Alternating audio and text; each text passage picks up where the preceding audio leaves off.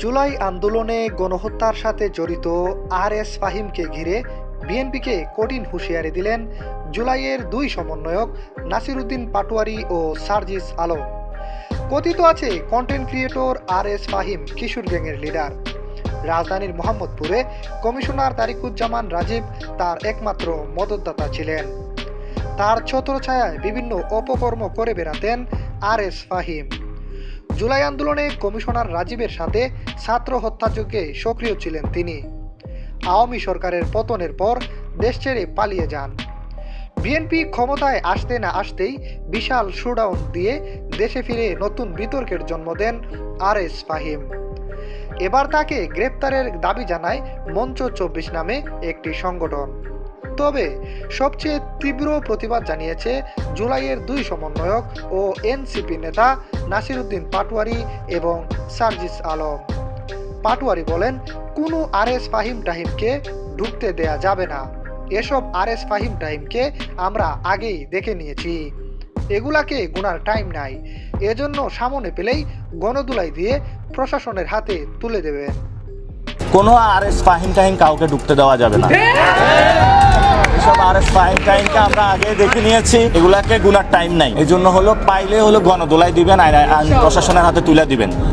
অপরদিকে আর.এস. ফাহিমকে নিয়ে বিএনপি সরকারকে হুঁশিয়ারি দিয়ে সার্জিস আলম বলেন, আমি মনে করি বিএনপির কারো না কারো শেল্টার ছাড়া সে দেশে ফেরার কথা না। শুধু সে না, যে বা যারাই জুলাই আন্দোলনে জনগণের বিরুদ্ধে অবস্থান নিয়েছিল, একদম গুম খুন বিভিন্ন অপরাধের সাথে জড়িত ছিল, এমনকি আওয়ামী লীগের দোসর হিসেবে যারা পরিচিত, তাদের একটা অভয়ারণ্য তৈরি করেছে বিএনপি।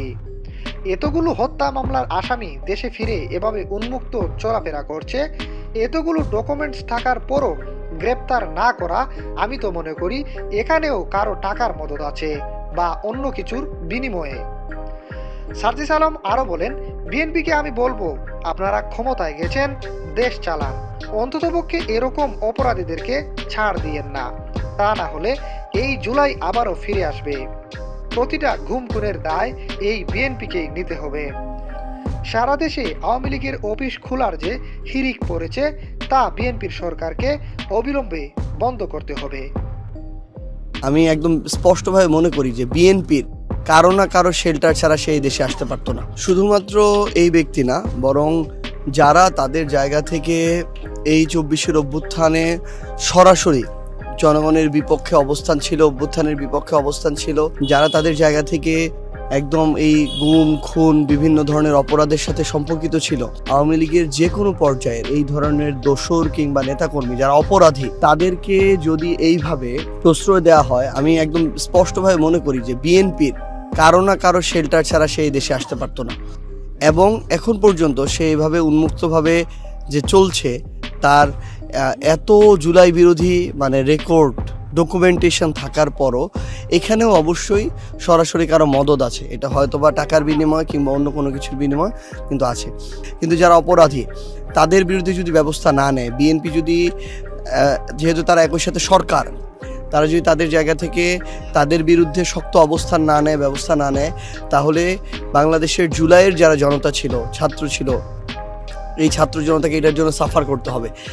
অনেককে এই জন্য আবার নতুন করে রক্ত দিতে হবে, জীবন দিতে হবে। আমরা এইটুকু আহ্বান জানাই যে এরপরে আমার একজন ভাইয়েরও যদি এই রক্ত ঝরে, জীবন যায়, এই দায় তখন শুধুমাত্র ওই খুনির কিংবা আওয়ামী লীগের ওই দোসরদের হবে না, বরং বিএনপির হাতেও ওই খুনের কিংবা রক্তের দাগ থাকবে।